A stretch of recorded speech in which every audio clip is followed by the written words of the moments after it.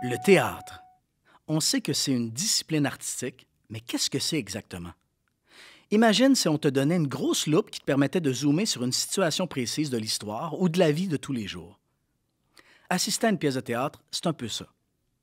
Que la pièce ait été écrite il y a 500 ans par Shakespeare, il y a 50 ans par Michel Tremblay, ou l'année dernière par Suzanne Lebeau, les auteurs de théâtre ont toujours le même désir de parler des humains, des émotions, des difficultés et des beaux moments de la vie.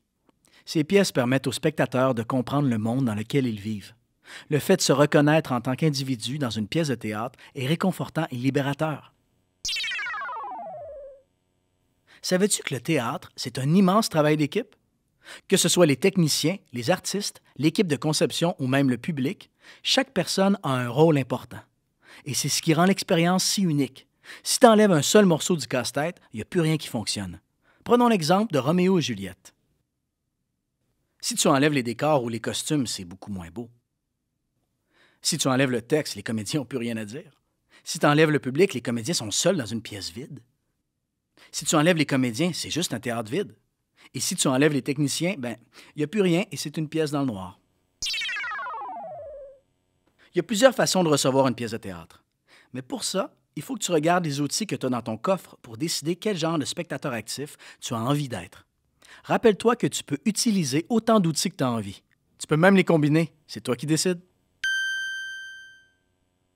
La première étape serait de t'informer sur la pièce que tu t'apprêtes à voir. Quel est le titre? Qui est l'auteur? Qui sont les comédiens? Quelle compagnie de théâtre produit la pièce? Qui est le metteur en scène? Quel est le sujet abordé? Est-ce un sujet d'actualité ou historique? Aiguise ton esprit critique en le confrontant à de nouvelles idées et renseigne-toi. Tes antennes sensorielles te permettent d'observer tous les éléments entourant la pièce de théâtre et d'être capable de cibler ce que tu apprécies et ce que tu aimes moins. Tu peux te préparer à être attentif à plusieurs éléments durant la pièce. Comme on disait plus tôt, les costumes et le maquillage auront un rôle important. Ils te donneront des points de repère pour mieux décoder l'univers des personnages. Ils peuvent t'aider à deviner à quelle époque, quelle saison ou même à quel moment de la journée se déroule l'histoire. Ils pourront aussi te donner des indices sur la personnalité des personnages. Mais il n'y a pas seulement ce que tu vois qui est important. Il y a ce que tu entends. Y a-t-il de la musique ou une ambiance sonore? Est-ce que tu as l'impression qu'elle vient ajouter quelque chose à l'histoire? Si oui, de quelle manière? Ton coffre à outils te permet aussi d'utiliser ton cœur pour apprécier une œuvre.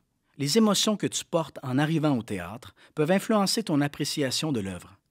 Peut-être que tu te sentiras moins seul à ressentir les émotions que tu portes avec toi. Peut-être que tu te reconnaîtras à travers les émotions vécues par les personnages sur scène. Il se peut aussi que tu ne partages pas les émotions des personnages. Es-tu choqué, dérangé ou fâché par une action que tu vois sur scène? Le rire peut aussi occuper une grande place au théâtre. Il y a quelque chose d'unique lorsque le public éclate de rire à l'unisson. C'est libérateur. Et rappelle-toi qu'une expérience au théâtre peut prendre du temps avant de résonner en toi. Ouvre ton cœur, sors tes antennes sensorielles et aiguise ton cerveau. Ton coffre à outils est là pour t'aider à apprécier une pièce de théâtre. À toi de plonger dans l'aventure.